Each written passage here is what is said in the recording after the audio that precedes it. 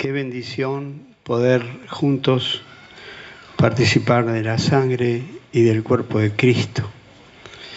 Me gustó muchísimo lo que nos habló Víctor, que en Israel, cuando fue que comenzó esto de la cena, de matar el cordero y comer pan sin levadura, lo tenían que hacer con familias.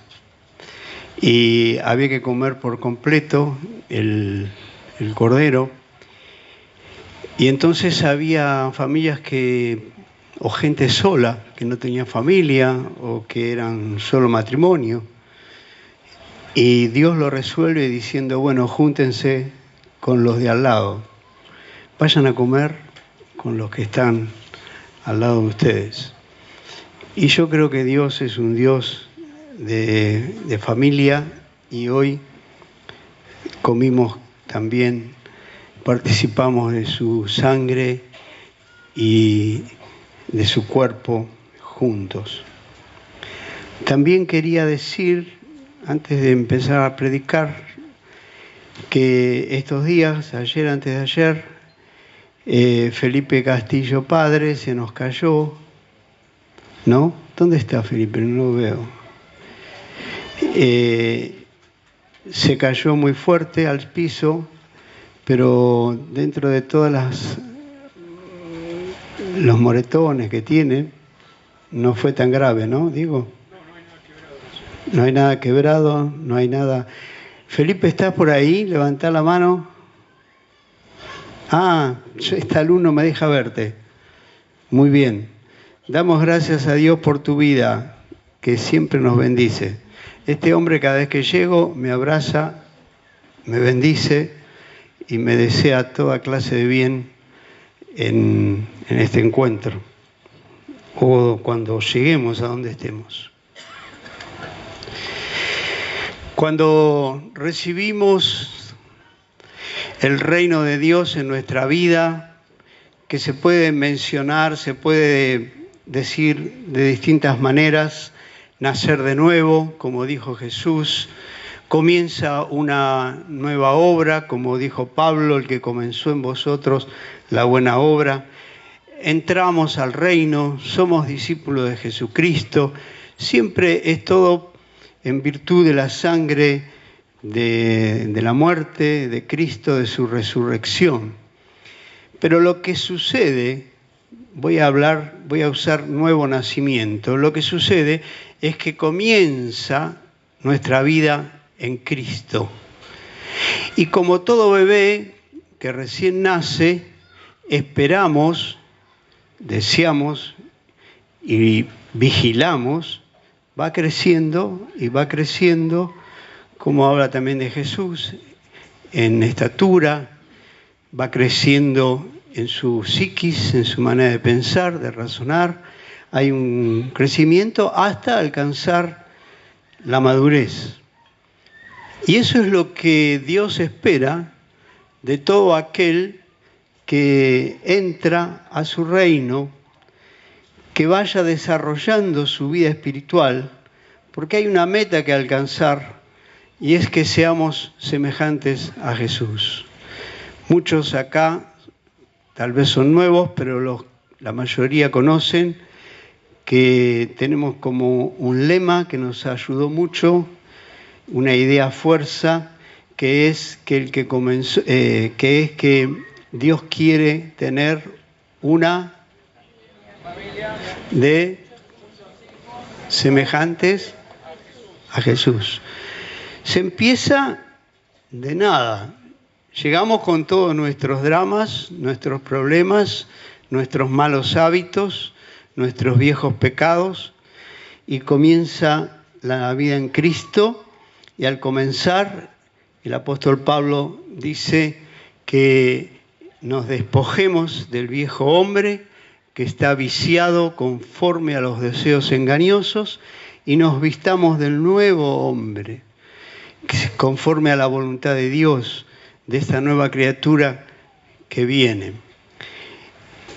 Y en todo proceso de crecimiento, cualquiera, sea una planta, sea un árbol, sea un niño, sea un animal, en todo proceso de crecimiento, un estancamiento es un atraso y hasta la muerte quizá podría ser. El apóstol Pablo en varias de sus cartas habla de esta preocupación que tiene y menciona que falta o que está detenido este crecimiento espiritual. Voy a hacer una aclaración un instante. Voy a leer mucho porque tengo apuntes que no son míos, que son de hace 45 o 50 años, que yo los sigo manteniendo y los sigo creyendo y los sigo predicando. Entonces, algunas partes son transcriptas de ahí.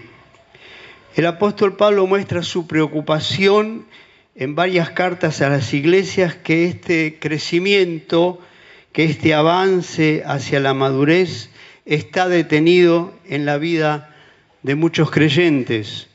Y lo hace usando una metáfora, la metáfora de un niño. Y les dice, ustedes son niños. Y les dice de esta manera, yo quisiera darle a ustedes comida sólida. Está hablando de la vida espiritual, revelación de Dios. Quisiera mostrarle más de Cristo, quisiera hablarle de cosas superiores, pero no puedo, porque son niños y les tengo que dar lechita, les tengo que dar lo elemental. Pero el problema no es que nació y lógico que le tenemos que dar lechita. El problema es que tiene 15 años y tiene que tomar la mamadera. Ese es el problema que trata Pablo, su preocupación y lo que queremos hablar. Y dice, ustedes son niños con sus problemáticas y con las características de un niño. Yo voy a leer 4 de estas características, las principales, pero les quiero pedir también que cada uno evalúe su propia vida y mire si alguna de estas características está en nosotros. No es para condenar, es para que nos demos cuenta que tenemos que crecer, que estamos estancados. Es para que hagamos cambios en nuestra vida.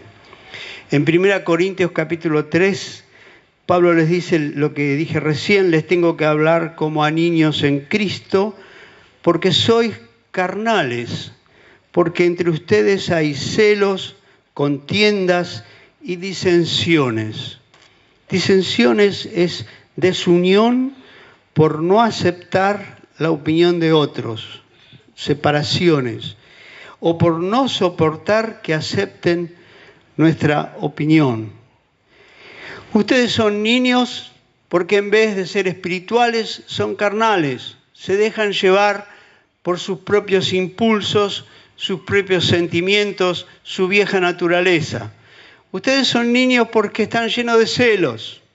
Si alguien, otro hermano o cualquier persona progresa más que vos, o aparece con un coche nuevo, o se compra una casa, lo hemos vivido esto muchísimas veces, en vez de alegrarnos con los que se alegran, nace un sentimiento de celos, como los niños. Por eso Pablo dice, ustedes son niños, no les puedo dar comida sólida. Ustedes tienen contiendas, se pelean entre ustedes continuamente y hay disensiones. Otra característica, 1 Corintios 14, 20, Pablo dice, hermanos, no seáis niños en vuestra manera de pensar. ¿Por qué? Porque la manera de pensar es la que Pablo describe que sucede en la iglesia. Pensamos que nadie nos quiere, que no nos saludan como corresponde, que no nos dan el lugar que merecemos. La manera de pensar de un niño es siempre está pensando en su propio beneficio, en lo que le corresponde a él. No está pensando en el otro, en cómo ayudar, en cómo bendecir. Está pensando en yo quiero ese juguete, yo quiero ese helado, yo quiero. Y Pablo dice que la manera de pensar es que los niños prefieren a otros.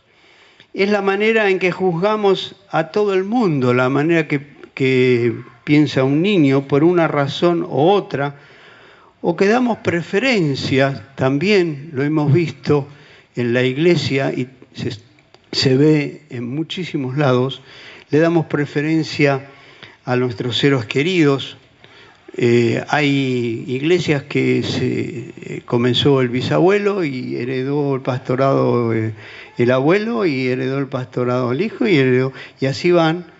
Y el pastorado no es una herencia, es un llamado de Dios y es una elección y Dios mismo constituye lo que serían pastores. Otra característica de niños está en Efesios capítulo 4, versículo 13, es un pasaje muy conocido por todos, cuando habla de las coyunturas que se ayudan mutuamente, y Pablo dice, crezcamos en todo en aquel que es la cabeza, esto es Cristo. Está diciendo cómo funciona la iglesia, cuál es la estructura que Dios estableció para que sea edificada la iglesia, para que crezcamos en la fe y en forma espiritual, y dice, para que crezcamos en todo en aquel que es la cabeza, esto es Cristo. ¿Por qué? ¿Por qué crecer? Para que ya no seamos niños fluctuantes, llevados por doquiera, por todo viento de doctrina. De repente aparece una doctrina, algunos escuchan demasiadas radios cristianas, algunos escuchan demasiados videos, a mi gusto demasiados, y se enamoran de una doctrina. ¿Cómo es esto? Claro, tiene razón, hay que guardar el sábado, si está tan claro en la ley. ¿Cómo es aquello? No hay que comer carne, porque comer carne... Cualquier doctrina que está dando vuelta por ahí, si no está edificado, si no está crecido en Cristo, es un niño fluctuante que va y viene y que puede ser arrastrado. Y por último quisiera hablar de Gálatas 4:3. Pablo dice, cuando éramos niños estábamos en esclavitud bajo los rudimentos del mundo. ¿Qué son los rudimentos del mundo? Son los valores, son las costumbres, son los principios, es la cultura de esta sociedad que la Biblia llama mundo, que significa o que se puede reemplazar por el reino de las tinieblas. Y Pablo dice, cuando éramos niños estábamos esclavos de esta cultura, de esta forma de vivir. ¿Cómo sabemos si alguien es niño en Cristo, es niño espiritualmente? Bueno, porque una de las características es que le deslumbra la cultura, la música, el arte, las costumbres, la diversión, el juego, y muchos están deslumbrados con esos.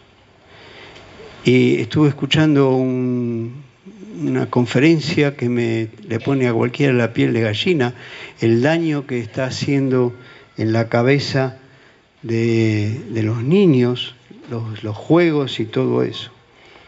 Los niños espirituales están atrapados por lo que dicta el sistema de este mundo, son esclavos, no están gobernados por el Espíritu Santo, sino por sus propios deseos carnales.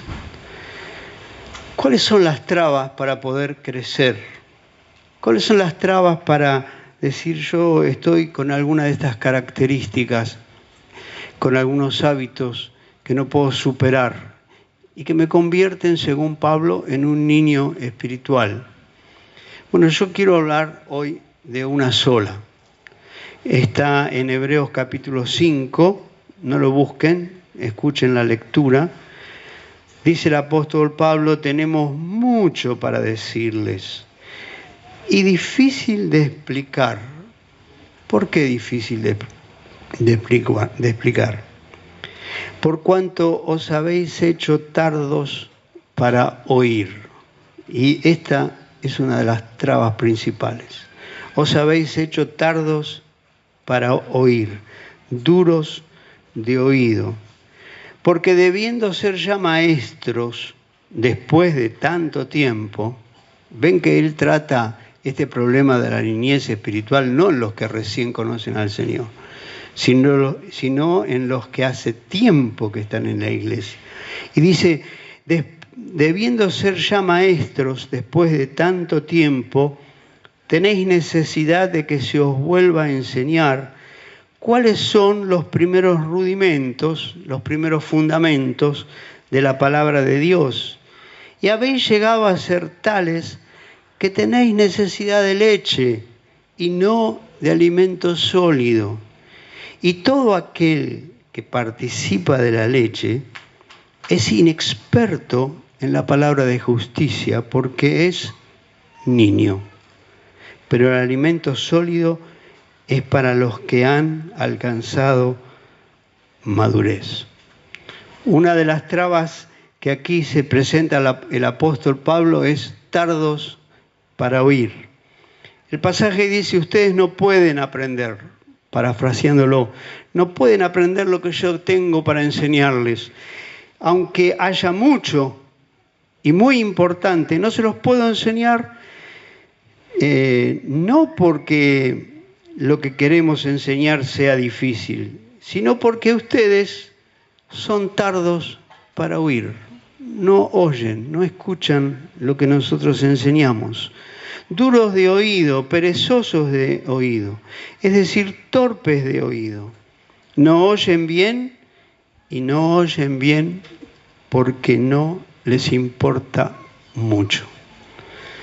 Muchísimas veces somos tardos para oír, sencillamente porque lo que está alguien diciendo o enseñando no nos importa demasiado. ¿Qué quiere significar esta expresión tardos para oír? Una persona es tarda para oír cuando cree que tiene toda la verdad. Muchas veces queremos hablar y somos interrumpidos inmediatamente. No se puede terminar la frase porque la otra persona ya sabe más que cualquier otro y está convencida, sea un hombre o una mujer, por supuesto, que tiene toda la verdad y que no tiene nada, que nadie tiene nada para enseñarle. Tanto Proverbios como Romanos llama a esto sabios en su propia opinión. Es la necedad que desprecia la sabiduría y la enseñanza. ¿Qué me van a enseñar más? Y entonces se cierra el oído. Tristemente, la mayoría de los cristianos somos así. Creemos que ya lo sabemos todo, que no necesitamos que nos enseñe, y lo que es peor que esto, creemos que lo estamos practicando, que lo estamos haciendo. Y esta es una de las principales trabas para madurar, para dejar de ser niños de pecho que solo pueden tomar leche y no vianda sólida. Lo que no nos permite crecer es esa autosuficiencia, creer que ya lo tenemos todo, que ya no nos falta nada. Dejamos de ser enseñables. No somos accesibles a que otros nos enseñen. Aún la misma Escritura, cuando la leemos, Dios nos está enseñando, pero estamos cerrados por esa idea que tenemos de nosotros mismos. Inconscientemente estamos cerrados, no porque queremos ser cerrados, sino que esa convicción de que ya lo sabemos todo condiciona nuestra posibilidad de oír y de aprender. Pablo dice que lo que evita nuestro crecimiento espiritual es esto: tardos para oír. Es cuando se escuchan las charlas, los estudios bíblicos de los cuadernillos, las enseñanzas de los grupos familiares, y se escucha, pero nunca se hace. Eso es lo que nos vuelve tardos para oír. Santiago dice que esas personas, esos hermanos, nunca van a crecer. Y usa una parábola, usa una ilustración. Son como uno que se mira al espejo y cuando se van de delante del espejo se olvidan cómo es su propio rostro. Y él dice, esto es tardo para oír. Oyen sin hacer, sin poner en práctica la palabra, sin vivirla. Si nosotros no vivimos lo que aprendemos, siempre vamos a seguir siendo niños espirituales. Porque la enseñanza de las Escrituras apuntan a corregir nuestros errores. Lo que estamos equivocados en pensar, lo que estamos equivocados en sentir, lo que estamos equivocados en nuestra forma de hacer, en lo que creemos que está bien y está mal, en lo que está mal en nuestro carácter. Tenemos que ser transformados. Pero ¿qué sucede? ¿Cómo se puede lograr que esa transformación exista? Bueno, se los digo así, no por oír, sino por hacer. Porque aquí hay casi todos, la mayoría, sabemos y tenemos la cabeza así de conocimiento. El tema es practicarlo. Lo que nos va a dar crecimiento, lo que nos va a dar transformación, lo que va a hacer que la imagen de Cristo cada vez más aparezca en nosotros, es practicar la enseñanza. Y hasta que no la practicamos, no podemos hacer nada. Les quiero proponer un ejemplo. Supongamos que nos anotamos en un curso para aprender a manejar. Yo creo que casi todos saben manejar, pero algunos necesitarían hacer otra vez un curso.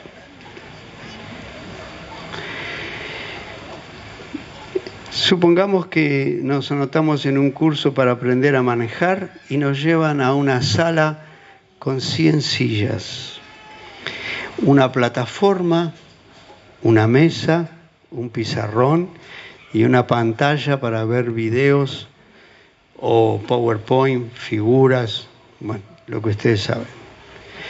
Y allí el profesor, que es un excelente chofer, no sé, tipo Fangio, nos explica desde la primera clase cada parte del coche. Cómo se arranca, cómo se usan los cambios, para qué sirve el embrague, cómo funcionan los frenos y las demás cosas.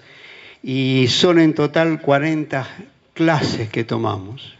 Venimos a cada clase, nos sentamos y vemos videos increíbles, vemos figuras increíbles, descripciones exactas, sabemos todo. Y ahí donde estamos sentados en esa aula, durante esas 40 clases nos dan las mejores instrucciones del mundo. ¿Ustedes creen que alguien sale manejando de ahí? No, porque escuchó cómo manejar.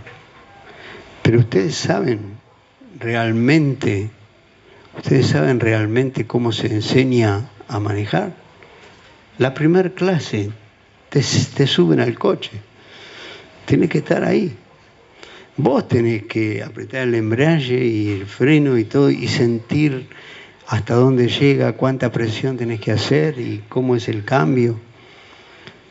Y después de varias clases haciéndolo, aprendés a hacerlo y podés manejar. Podemos ir a 40 lecciones más cuando terminamos las primeras 40, hacer el curso de nuevo. Y yo les digo que todos esos 40, 80 lecciones es igual a nada. No sirvió para nada. Si tu objetivo era aprender a manejar, te equivocaste.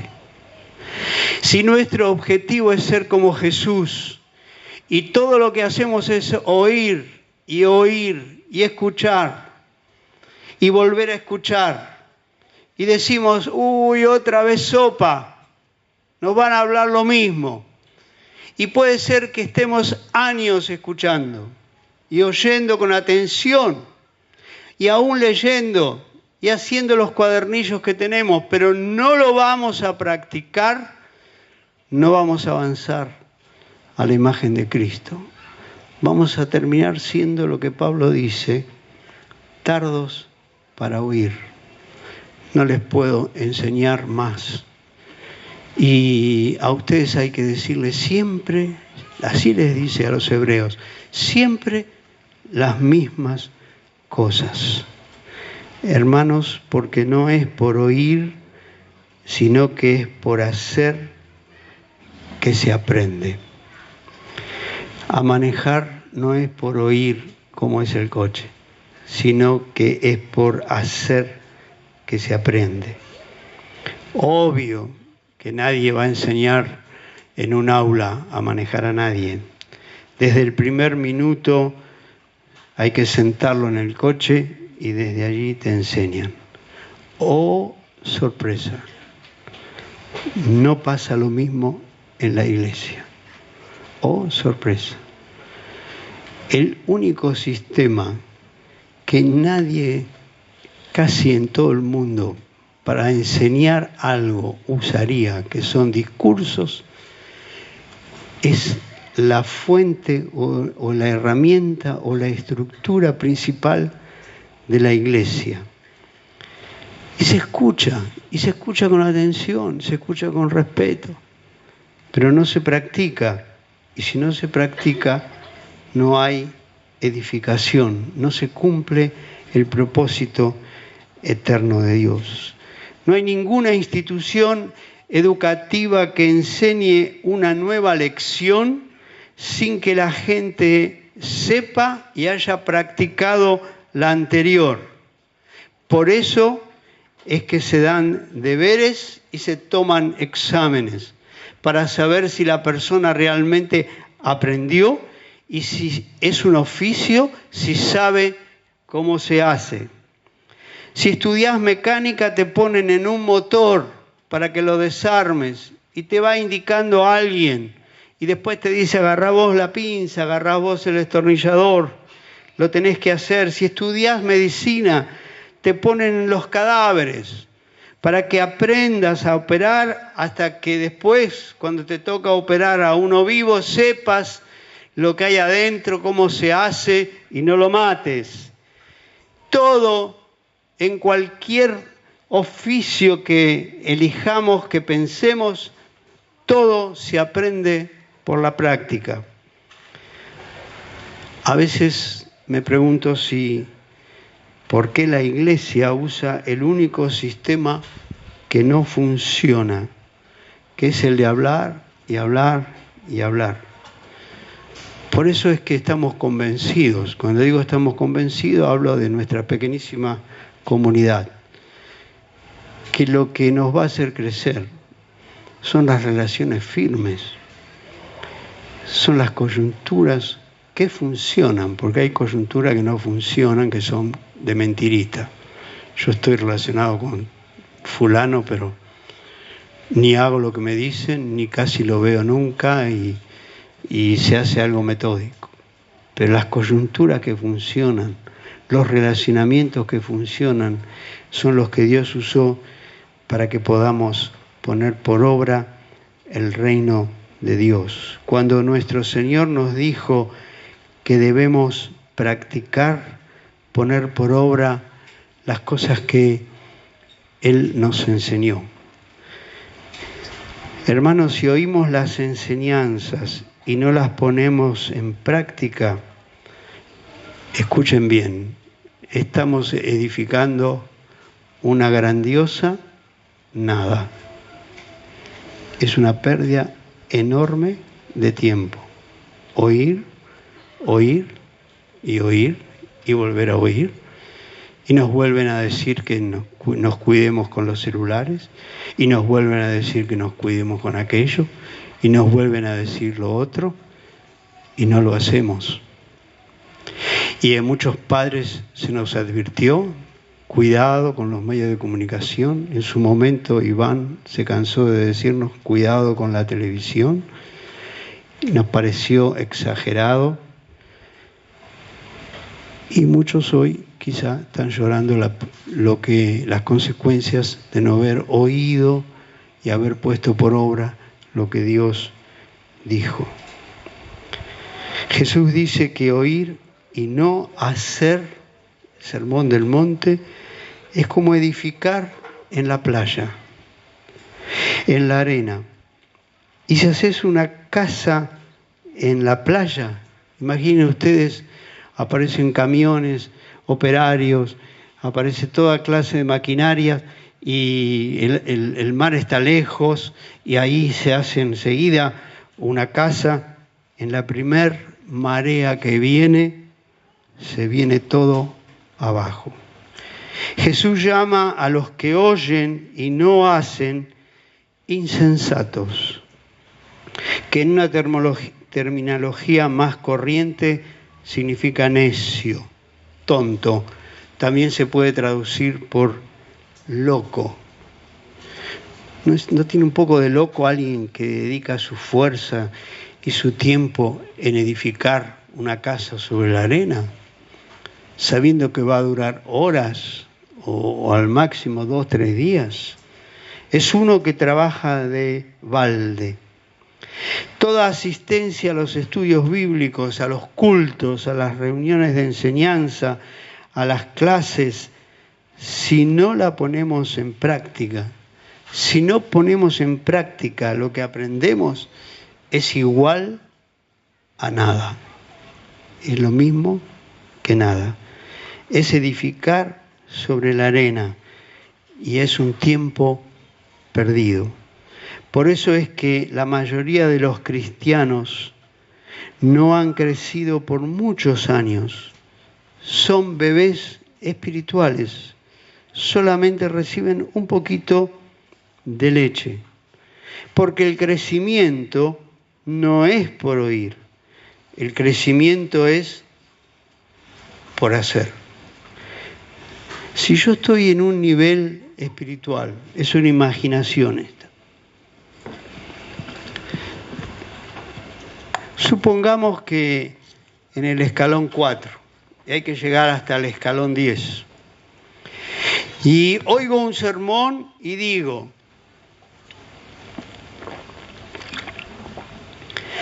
qué bueno, qué lindo, qué bien que predicó este hermano. Muchas gracias, pastor, la verdad.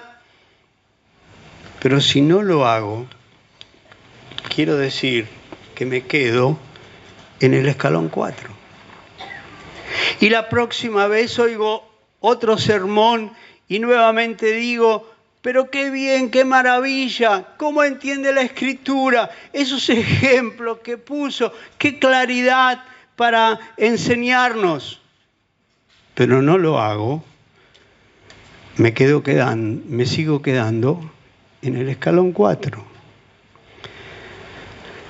Porque el avance, el crecimiento, el llegar a la meta, no es por el oír, es por hacer la palabra de Dios.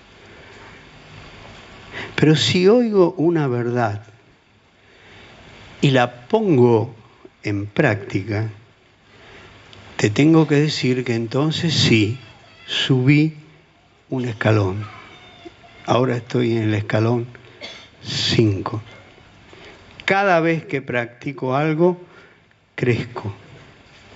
Porque el crecimiento no viene por oír discursos, no viene por el mero estudio bíblico. El crecimiento viene cuando ponemos en práctica lo que oímos. El crecimiento no viene por oír. Por favor, ya termino de todo lo que dije. Por favor, recuerden esta frase. El crecimiento no viene por oír, sino por obedecer. Entrar al reino de Dios lleva implícito que hemos decidido seguir a Cristo y que vamos a obedecer su palabra. Y el crecimiento viene porque obedecemos. Nuestro Señor dijo que oír sin hacer es edificar sobre la arena. Y eso, de edificar sobre la arena, es igual a nada. Por eso Jesús nos mandó a ser discípulos. No nos mandó a hacer reuniones. No nos mandó a hacer predicaciones. Nos mandó a ser discípulos. Incluye dentro de todo el paquete juntarnos todos como estamos haciendo hoy.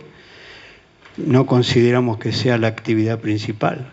Jesús nos mandó a ser discípulos porque no es cuestión de dar información y más información, sino ayudar a otros a guardar todas las cosas que Él mandó.